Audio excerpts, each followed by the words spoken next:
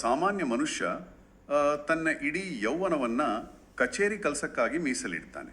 ಹೌದು, ದಿನ ಬೆಳಗ್ಗೆ ಎದ್ದು ಟ್ರಾಫಿಕ್ನಲ್ಲಿ ಒದ್ದಾಡಿ ಆಫೀಸ್ಗೆ ಹೋಗೋದು. ಅದೇ, ಹೀಗೆ 30-40 ವರ್ಷಗಳ ಕಾಲ ಸತತವಾಗಿ ದುಡಿತಾನೆ. ಮತ್ತೆ ತನ್ನ ಪ್ರತಿ ತಿಂಗಳ ಸಂಬಳದಲ್ಲಿ ಒಂದು ಭಾಗನ ಭವಿಷ್ಯ ನಿಧಿ ಮತ್ತು ಪಿಂಚಣಿಗಾಗಿ ಅಂತ ಬಹಳ ಪ್ರಾಮಾಣಿಕವಾಗಿ ಕಟ್ ಮಾಡಿಸ್ತಾನೆ. ಖಂಡಿತ.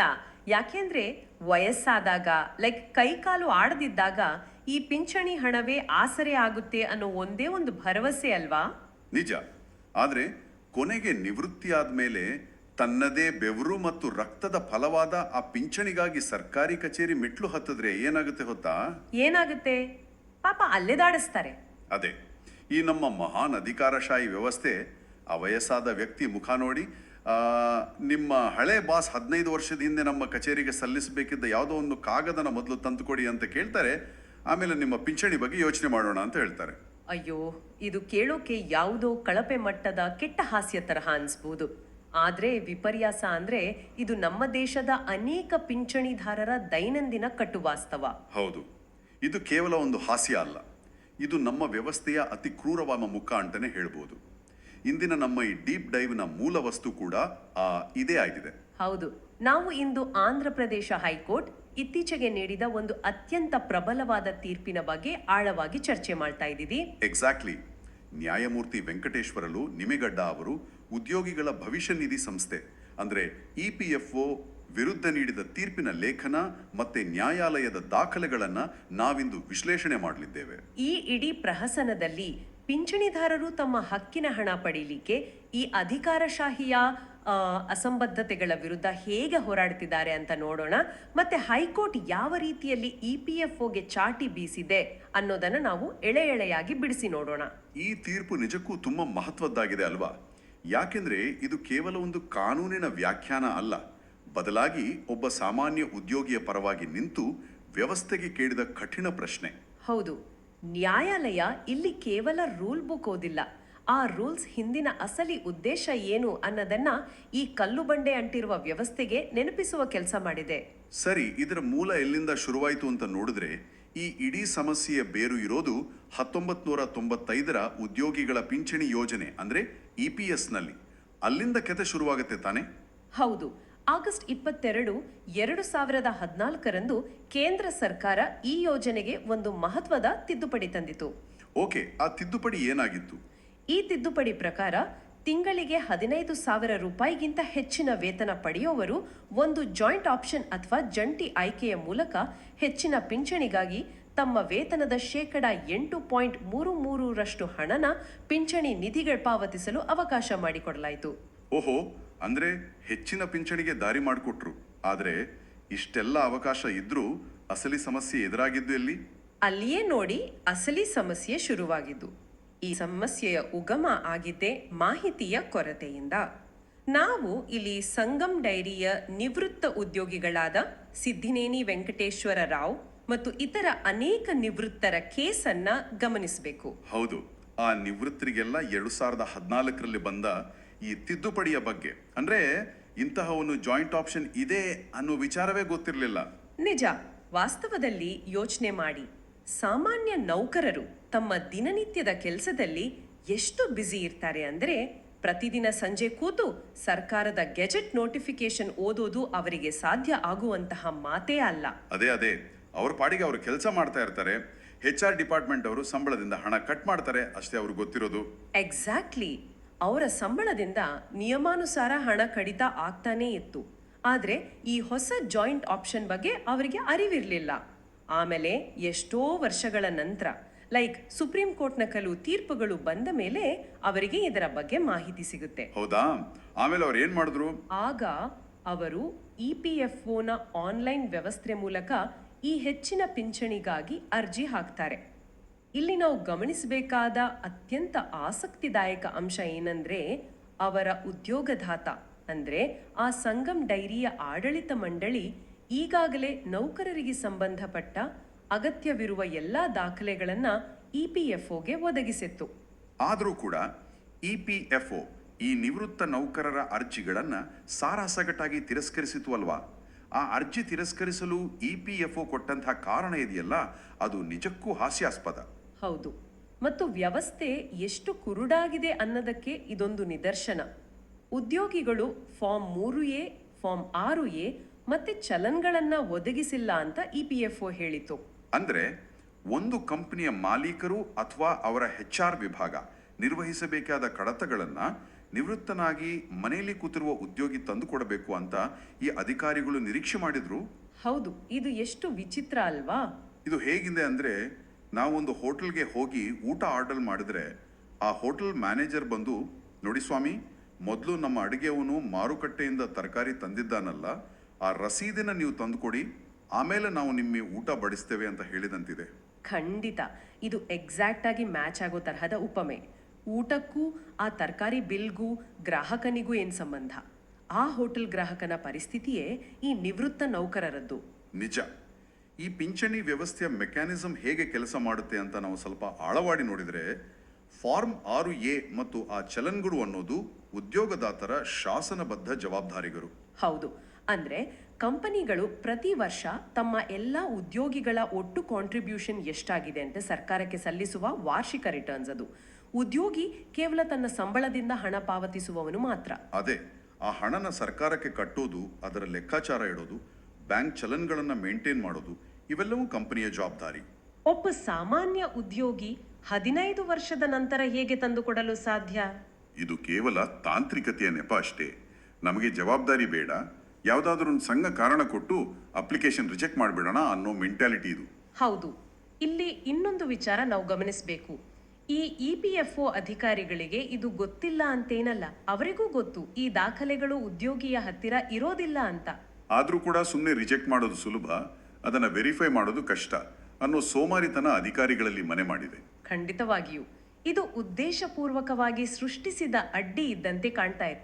ನಿವೃತ್ತಿಯಾದ ಮೇಲೆ ಕೈಯಲ್ಲಿ ವಾಕಿಂಗ್ ಸ್ಟಿಕ್ ಹಿಡ್ಕೊಂಡು ಒಬ್ಬ ವೃದ್ಧ ತನ್ನ ಹಳೆ ಕಚೇರಿಗೆ ಹೋಗಿ, ಸರ್, ನಾನಿಲ್ಲಿ 10-15 ವರ್ಷದಿಂದ ಕೆಲಸ ಮಾಡ್ತಾ ಇದ್ದೆ, ನಿಮ್ಮ ಹಳೆ ಧೂಳಿಡದ ಫೈಲ್ಗಳನ್ನೆಲ್ಲ ಸ್ವಲ್ಪ ಹುಡುಕಿ ಆ ಫಾರ್ಮ್ 6A ಕೊಡಿ, EPFO ಅವ್ರು ಕೇಳ್ತಾ ಇದ್ದಾರೆ ಅಂತ ಕೇಳುವ ಅಧಿಕಾರವಾದರೂ ಎಲ್ಲಿದೆ?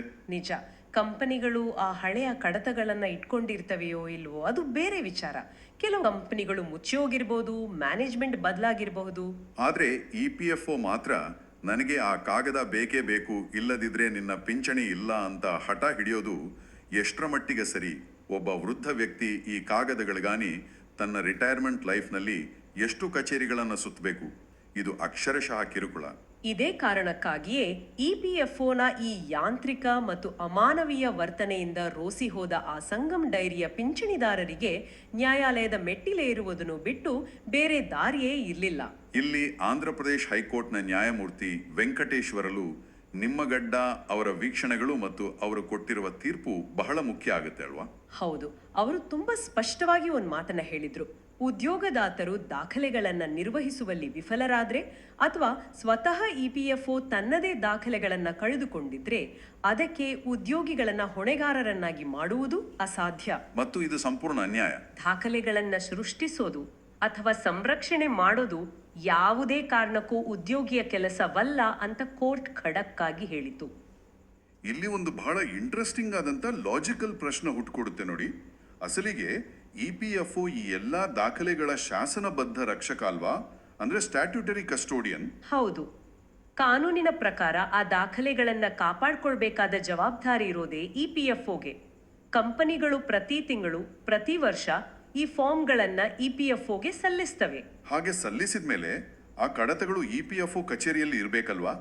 ಒಂದು ವೇಳೆ ಅವರ ಬಳಿ ಆ ಕಡತಗಳು ಮಿಸ್ ಆಗಿದ್ರೆ ಉದ್ಯೋಗದಾತರಿಗೆ ನೋಟಿಸ್ ನೀಡಿ ನಿಮ್ಮ ಹಳೆಯ ರೆಕಾರ್ಡ್ಸ್ ಕೊಡಿ ಅಂತ ಕೇಳಿ ಪಡೆಯುವಂತ ಪೂರ್ಣ ಅಧಿಕಾರ ಕಾನೂನಿನ ಪ್ರಕಾರ ಅವ್ರಿಗಿದೆ. ಹೌದು, 100ಕ್ಕೆ 100 ಸತ್ಯ. ಹೀಗಿರುವಾಗ ಯಾವ ಅಧಿಕಾರವೂ ಇಲ್ಲದ ಪಾಪ ಆ ಪಿಂಚಣಿದಾರನಿಗೆ ಆ ಕಾಗದ ತಂದು ಕೊಡು ಅಂತ ಕಿರುಕುಳ ನೀಡೋದು ಕೇವಲ ಅಧಿಕಾರಿಗಳ ದುರಹಂಕಾರ ಮತ್ತೆ ಸೋಮಾರಿತನ ಅಲ್ವಾ? ನೀವು ಹೇಳೋದು ಸರಿ. ಇದೇ ಪಾಯಿಂಟ್ ಅನ್ನ ಕೋರ್ಟ್ ಕೂಡ ಅಬ್ಸರ್ವ್ ಮಾಡಿದೆ. ನಾವು ಇದನ್ನ ಸ್ವಲ್ಪ ವಿಶಾಲವಾದ ದೃಷ್ಟಿಕೋನದಿಂದ ನೋಡಿದ್ರೆ ಈ ತೀರ್ಪಿನ ಹಿಂದಿನ ಅಸಲಿ ಮೌಲ್ಯ ನಮ್ಗೆ ಅರ್ಥ ಆಗುತ್ತೆ. ಅಂದ್ರೆ ಈ ಪಿಂಚಣಿ ಯೋಜನೆ ಅನ್ನೋದು ಯಾವ ತರವ ಕಾನೂನು ಅಂತಾನೆ? ಹೌದು, ಉದ್ಯೋಗಿಗಳ ಪಿಂಚಣಿ ಯೋಜನೆ ಅಥವಾ EPS ಅನ್ನೋದು ಕೇವಲ ಒಂದು ಕಮರ್ಷಿಯಲ್ ಕಾಂಟ್ರಾಕ್ಟ್ ಅಲ್ಲ. ಬ್ಯಾಂಕ್ನಲ್ಲಿ ನಾವು FD ಇಟ್ಟ ಹಾಗೆ ಅಲ್ಲ ಇದು. ಇದು ಮೂಲತಃ ಒಂದು ಸೋಷಿಯಲ್ ವೆಲ್ಫೇರ್ ಲೆಜಿಸ್ಲೇಷನ್, ಅಂದ್ರೆ ಒಂದು ಸಮಾಜ ಕಲ್ಯಾಣ ಶಾಸನ. ಇದರ ಮುಖ್ಯ ಉದ್ದೇಶವೇ ಜೀವನ ಪೂರ್ತಿ ದುಡಿದು ನಿವೃತ್ತರಾದವರಿಗೆ ಒಂದು ಆರ್ಥಿಕ ಭದ್ರತೆ ಒದಗಿಸೋದಲ್ವಾ? ಹೌದು, ಅವರಿಗೆ ಬೇರೆ ಯಾವ ಆದಾಯದ ಮೂಲವೂ ಇಲ್ಲದಾಗ ಭದ್ರತೆ ಕೊಡೋದು. ಈ ಶಾಸನದ ಗುರಿ ಜನರಿಗೆ ಸಹಾಯ ಮಾಡುವುದೇ ಹೊರತು ಅವರಿಗೆ ಈ ತರಹದ ಟೆಕ್ನಿಕಲ್ ಅಡ್ಡಿಗಳನ್ನು ಉಂಟು ಮಾಡುವುದಲ್ಲ. ಇಂತಹ ಕಲ್ಯಾಣ ಯೋಜನೆಗಳನ್ನು ಜಾರಿಗೊಳಿಸುವಾಗ ಅಧಿಕಾರಿಗಳು ಯಾವಾಗಲೂ ಫಲಾನುಭವಿಗಳ ಪರವಾದ ನಿಲುವು ಹೊಂದಿರಬೇಕು ಅಂತ ಕೋರ್ಟ್ ಸ್ಪಷ್ಟಪಡಿಸಿದೆ. ಹೌದು, ಪಿಂಚಣಿ ಅನ್ನೋದು ಸರ್ಕಾರ ಕೊಡುವ ಭಿಕ್ಷೆಯಲ್ಲ, ಅದು ಉದ್ಯೋಗಿಯ ಮುಂದೂಡಲ್ಪಟ್ಟ ವೇತನ, ಅಂದ್ರೆ ಡೆಫರ್ಡ್ ವೇಜ್. ಅದು ಅವರ ಮೂಲಭೂತ ಹಕ್ಕು. ಅದಕ್ಕಾಗಿ ಅವರು ತಮ್ಮ ಇಡೀ ಜೀವನ ದುಡಿದಿದ್ದಾರೆ. ಖಂಡಿತ ಅದೇ ಪಾಯಿಂಟ್. ಆದ್ರೆ ಇಪಿಎಫ್ಒನಂತಹ ಬೃಹತ್ ಸಂಸ್ಥೆಗಳು ಕೇವಲ ಈ ತಾಂತ್ರಿಕ ಕಾರಣಗಳನ್ನು ಮುಂದಿಟ್ಕೊಂಡು ಆ ಕಾಣೆಯಾದ ಕಾಗದಗಳ ನೆಪ ಹೇಳಿಕೊಂಡು ನ್ಯಾಯಸಮ್ಮತವಾದ ಪಿಂಚಣಿಯನ್ನ ನಿರಾಕರಿಸೋದು ಭಾರತೀಯ ಸಂವಿಧಾನದ ಉಲ್ಲಂಘನೆ. ಅಂದ್ರೆ 14ನೇ ವಿಧಿ ಸಮಾನತೆಯ ಹಕ್ಕು ಮತ್ತು 21ನೇ ವಿಧಿ ಬದುಕುವ ಹಕ್ಕಿನ ನೇರ ಉಲ್ಲಂಘನೆ ಅಂತ ನ್ಯಾಯಾಲಯ ಎತ್ತಿ ತೋರಿಸಿದೆ. ಹೌದು, ಇದು ಬಹಳ ದೊಡ್ಡ ಸ್ಟೇಟ್ಮೆಂಟ್. ಒಂದು ಕಲ್ಯಾಣ ಕಾರ್ಯಕ್ರಮವನ್ನು ಜಾರಿಗೆ ತರುವಾಗ ಅಧಿಕಾರಿಗಳು ಇಷ್ಟು ಕಠಿಣವಾದ ಮತ್ತೆ ಯಾಂತ್ರಿಕವಾದ ವಿಧಾನನ ಅನುಸರಿಸಬಾರದು. ಅದು ಆ ಇಡೀ ಯೋಜನೆಯ ಮೂಲ ಉದ್ದೇಶವನ್ನೇ ಮಣ್ಣುಪಾಲು ಮಾಡುತ್ತೆ ಅಂತ ನ್ಯಾಯಾಲಯ ಕಟುವಾಗಿ ಟೀಕಿಸಿತು. ಅಂದ್ರೆ ರೂಲ್ ಬುಕ್ ಅನ್ನು ಇಟ್ಕೊಂಡು ಕುರುಡಾಗಿ ವರ್ತಿಸಬಾರ್ದು ಅಂತಾಯ್ತು. ಫಾರ್ಮ್ RA ಇಲ್ಲ, ಹಾಗಾಗಿ ಅಪ್ಲಿಕೇಶನ್ ರಿಜೆಕ್ಟ್ ಅಂತ ಒಂದು ಕಂಪ್ಯೂಟರ್ ಜನರೇಟೆಡ್ ಉತ್ತರ ಕಳಿಸ್ಬಿಡ್ತಾರಲ್ಲ, ಆ ಉತ್ತರದ ಹಿಂದೆ ಒಬ್ಬ ಮನುಷ್ಯನ ಇಡೀ ಜೀವನದ ಶ್ರಮ ಅಡಗಿದೆ ಅನ್ನೋದನ್ನ ಈ ಅಧಿಕಾರಿಗಳು ಮರೆಯಬಾರದು. ನಿಜ. ಒಂದು ವೇಳೆ ಉದ್ಯೋಗಿಯ ಸಂಬಳದಿಂದ ಹಣ ಕಡಿತವಾಗಿರುವುದು ಎಲೆಕ್ಟ್ರಾನಿಕ್ ಲೆಡ್ಜರ್ನಲ್ಲಿ ಖಚಿತವಾಗಿದ್ರೆ ಕೇವಲ ಒಂದು ಫಾರ್ಮ್ ಇಲ್ಲ ಅನ್ನೋ ಒಂದೇ ಒಂದು ಕಾರಣಕ್ಕೆ ಇಡೀ ಪಿಂಚಣಿಯನ್ನೇ ತಡೆ ಹಿಡಿಯೋದು ಅಮಾನವೀಯ. ಕೇವಲ ಒಂದು ಭೌತಿಕ ಕಾಗದಕ್ಕಾಗಿ ದಶಕಗಳ ಸೇವೆಯನ್ನು ಶೂನ್ಯ ಮಾಡೋಕೆ ಸಾಧ್ಯ ಇಲ್ಲ. ಇಷ್ಟೆಲ್ಲ ಆಯಿತು, ಕೋರ್ಟ್ ಇವರ ಮೆಂಟಾಲಿಟಿ ಬಗ್ಗೆ ಸರಿಯಾಗಿ ಕ್ಲಾಸ್ ತೆಗೆದುಕೊಳ್ತು. ಆದರೆ ಪ್ರಾಕ್ಟಿಕಲ್ ಆಗಿ ನೋಡಿದ್ರೆ ನ್ಯಾಯಾಲಯ ಕೇವಲ ಟೀಕಿಸಿ ಸುಮ್ಮನಾಯ್ತಾ? ಇಲ್ಲ, ಖಂಡಿತ ಇಲ್ಲ. ಅಥವಾ ಈ ಸಮಸ್ಯೆಗೆ ಒಂದು ಶಾಶ್ವತ ಪರಿಹಾರನ ಒದಗಿಸುವ ನಿಟ್ಟಿನಲ್ಲಿ EPFOಗೆ ಸ್ಪಷ್ಟವಾದ ನಿರ್ದೇಶನಗಳನ್ನ ಅಂದ್ರೆ ಆರ್ಡರ್ಸ್ ಏನಾದರೂ ಕೊಡ್ತಾ? ನ್ಯಾಯಾಲಯ ಬರೀ ಟೀಕೆ ಮಾಡಿ ಕೈಬಿಡ್ಲಿಲ್ಲ. ಬದಲಾಗಿ ಈ ಅಧಿಕಾರಶಾಹಿಯ ಬೇರುಗಳನ್ನ ಅಲ್ಲಾಡಿಸುವಂಥ ಸ್ಪಷ್ಟ ಮತ್ತು ಕಟ್ಟುನಿಟ್ಟಿನ ನಿರ್ದೇಶನಗಳನ್ನೇ ನೀಡಿತು. ಆ ನಿರ್ದೇಶನಗಳು ಏನಿತ್ತು? ಆ ಪಿಂಚಣಿದಾರರ ಅರ್ಜಿಗಳನ್ನ ತಿರಸ್ಕರಿಸಿದ್ದು ಸಂಪೂರ್ಣ ಏಕಪಕ್ಷೀಯ ನಿರ್ಧಾರ ಅಂತ ಘೋಷಿಸಿದ ನ್ಯಾಯಾಲಯ EPFOಗೆ ಈ ಎಲ್ಲಾ ಅರ್ಜಿಗಳನ್ನ ಮುಂದಿನ 12 ವಾರಗಳಲ್ಲಿ ಮರುಪರಿಶೀಲಿಸುವಂತೆ ಡೆಡ್ಲೈನ್ ಕೊಟ್ಟು ಸೂಚಿಸಿತು. ಓಹೋ, ಅಂದ್ರೆ ಡೆಡ್ಲೈನು ಕೂಡ ಕೊಟ್ರು. ಹೌದು, ಇದು ಕೇವಲ ಮರುಪರಿಶೀಲನೆ ಅಲ್ಲ, ಇದೊಂದು ಸ್ಪಷ್ಟ ಎಚ್ಚರಿಕೆ. ಯಾಕೆಂದ್ರೆ ಮರುಪರಿಶೀಲನೆ ಮಾಡುವಾಗ ಯಾವ ಕಾರಣ ಕೊಡಬಾರ್ದು ಅಂತ ಕೂಡ ಕೋರ್ಟ್ ಹೇಳಿದೆ. ಅಂದ್ರೆ ಈ ಮರುಪರಿಶೀಲನೆ ಹೆಸರಿನಲ್ಲಿ ಮತ್ತೆ ಅದೇ ಹಳೆ ಭಾಗವನ್ನೇ ಆಡುವುದಕ್ಕೆ ಬ್ರೇಕ್ ಹಾಕಿದ್ದಾರೆ ಅನ್ನೋ ಮಾತಾಯ್ತು. ಮತ್ತೆ ಅದೇ ಕಾಗದ ತಂದುಕೊಡಿ ಅಂತ ವೃದ್ಧರನ್ನ ಸತಾಯಿಸುವಂತಿಲ್ಲ ಅಲ್ವಾ? ಖಂಡಿತ ಇಲ್ಲ. ನ್ಯಾಯಾಲಯ ಬಹಳ ಸ್ಪಷ್ಟವಾಗಿ ಆದೇಶಿಸಿದೆ. ವಿಶೇಷವಾಗಿ 2010ಕ್ಕಿಂತ ಹಿಂದಿನ ಅವಧಿಯ ಫಾರ್ಮ್ 6A ಅಥವಾ ಚಲನ್ಗಳು ಇಲ್ಲ ಎಂಬ ಒಂದೇ ಕಾರಣಕ್ಕೆ ಇನ್ಮುಂದೆ ಯಾವುದೇ ಅರ್ಜಿಗಳನ್ನ ತಿರಸ್ಕರಿಸುವಂತಿಲ್ಲ. ಇದು ಇಡೀ ತೀರ್ಪಿನ ಅತ್ಯಂತ ಮಹತ್ವದ ಆದೇಶ ಅಂತ ಹೇಳ್ಬೋದು. ಹೌದು, ಯಾಕೆಂದ್ರೆ 2010ಕ್ಕಿಂತ ಮುಂಚೆ EPFOನ ಬಹುಪಾಲು ಕೆಲಸಗಳು ಮ್ಯಾನ್ಯುವಲ್ ಆಗಿ ಭೌತಿಕ ಕಡತಗಳಲ್ಲಿ ಆಗ್ತಾ ಇತ್ತು. ದಶಕಗಳ ಹಿಂದಿನ ಭೌತಿಕ ದಾಖಲೆಗಳನ್ನ ಹುಡುಕುವುದು ಅಸಾಧ್ಯದ ಮಾತು ಅನ್ನೋದು ಕೋರ್ಟ್ಗೂ ಗೊತ್ತು. ಹೌದು ತಾನೆ. 15-20 ವರ್ಷಗಳ ಹಿಂದಿನ ಕಾಗದಗಳನ್ನ ಯಾರು ತಾನೇ ಇಟ್ಕೊಂಡಿರ್ತಾರೆ ಹೇಳಿ? ಹಾಗಾದ್ರೆ EPFO ಈಗ ಆ ಮಾಹಿತಿಯನ್ನ ಹೇಗೆ ಪರಿಶೀಲಿಸಬೇಕು? ಕಾಗದಗಳಿಲ್ಲದೆ ಅವರಿಗೆ ಈ ಪಿಂಚಣಿದಾರರ ಅರ್ಹತೆಯನ್ನು ನಿರ್ಧರಿಸುವುದು ಹೇಗೆ ಸಾಧ್ಯ? ಅದಕ್ಕೂ ಕೋರ್ಟ್ ದಾರಿ ತೋರಿಸಿದೆ. ಕೇವಲ ಒಂದು ಕಾಣೆಯಾದ ಕಾಗದದ ಹಿಂದೆ ಬೀಳುವ ಬದಲು EPFO ತನ್ನ ಬಳಿ ಇರುವ ಇತರ ಎಲ್ಲ ಎಲೆಕ್ಟ್ರಾನಿಕ್ ದಾಖಲೆಗಳನ್ನ ಪರಿಶೀಲಿಸಬೇಕು ಅಂತ ಕೋರ್ಟ್ ಹೇಳಿದೆ. ಅಂದ್ರೆ ಆನ್ಲೈನ್ ಡೇಟಾ ಬಳಸಬೇಕು? ಹೌದು, ಉದ್ಯೋಗಿಯ EPF ಖಾತಾ ವಿವರಗಳು ಆನ್ಲೈನ್ನಲ್ಲಿರುತ್ತೆ. ಅವರು ಸಲ್ಲಿಸಿರುವ ಜಂಟಿ ಆಯ್ಕೆಯ ನಮೂನೆಗಳು ಇರುತ್ತೆ. ಫಾರ್ಮ್ 3A ಡಿಜಿಟಲ್ ಕಾಪಿಗಳಿರಬಹುದು. ಮತ್ತೆ ಉದ್ಯೋಗದಾತರು ಈ ಹಿಂದೆ ಮಾಡಿರುವ ಪತ್ರ ವ್ಯವಹಾರಗಳು ಇವೆಲ್ಲವನ್ನು ಅಧಿಕಾರಿಗಳು ಗಣನೆಗೆ ತೆಗೆದುಕೊಳ್ಬೇಕು. ಎಕ್ಸಾಕ್ಟ್ಲಿ. ಇಷ್ಟೆಲ್ಲ ಆಲ್ಟರ್ನೇಟಿವ್ ದಾಖಲೆಗಳಿದ್ರು ಕೇವಲ ಒಂದು ನಿರ್ದಿಷ್ಟ ಫಾರ್ಮ್ ಇಲ್ಲ ಅಂತ ಹಠ ಹಿಡಿದು ಕೂರೋದು ಸರಿಯಲ್ಲ. ಈ ಎಲ್ಲ ಪರ್ಯಾಯ ದಾಖಲೆಗಳ ಮೂಲಕ ಅರ್ಹತೆ ಸಾಬೀತಾದ್ರೆ ಬಾಕಿ ಇರುವ ಪಿಂಚಣಿ ಮೊತ್ತ, ಅದು ಕೂಡ ಬಡ್ಡಿ ಸಮೇತ ಆ ನಿವೃತ್ತ ನೌಕರರಿಗೆ ನೀಡಲೇಬೇಕು ಅಂತ ಆದೇಶಿಸಲಾಗಿದೆ. ವಾವ್, ಬಡ್ಡಿ ಸಮೇತ ಕೊಡಬೇಕು ಅಂತ ಹೇಳಿದ್ದು ನಿಜಕ್ಕೂ ದೊಡ್ಡ ರಿಲೀಫ್. ಹಾಗಾದ್ರೆ ಇದರ ಅರ್ಥ ಏನು ಅಂತ ನಾವು ನೋಡಿದ್ರೆ, ಇದು ಕೇವಲ ಆ ಸಂಗಮ್ ಡೇರಿಯ ಕೆಲವು ನಿವೃತ್ತ ನೌಕರರಿಗೆ ಸಿಕ್ಕಂತಹ ಗೆಲುವಲ್ಲ. ಹೌದು, ಇದು ಎಲ್ಲರಿಗೂ ಅನ್ವಯಿಸುತ್ತೆ. ಕಳಿತ ನಾಪತ್ತೆಯಾಗಿದೆ ಅಥವಾ ಫೈಲ್ ಸಿಗ್ತಾ ಇಲ್ಲ ಎಂಬ ಅತ್ಯಂತ ಹಳಸಲು ಸವೆದು ಹೋದ ನೆಪ ಒಡ್ಡಿ ಜನರ ಬೆವರು ರಕ್ತದ ಹಣನ ನುಂಗಿ ಹಾಕಲು ನೋಡುವ ಇಡೀ ವ್ಯವಸ್ಥೆಯ ಮುಖಕ್ಕೆ ಬಡದ ಕಪಾಳ ಮೋಕ್ಷವಿದು.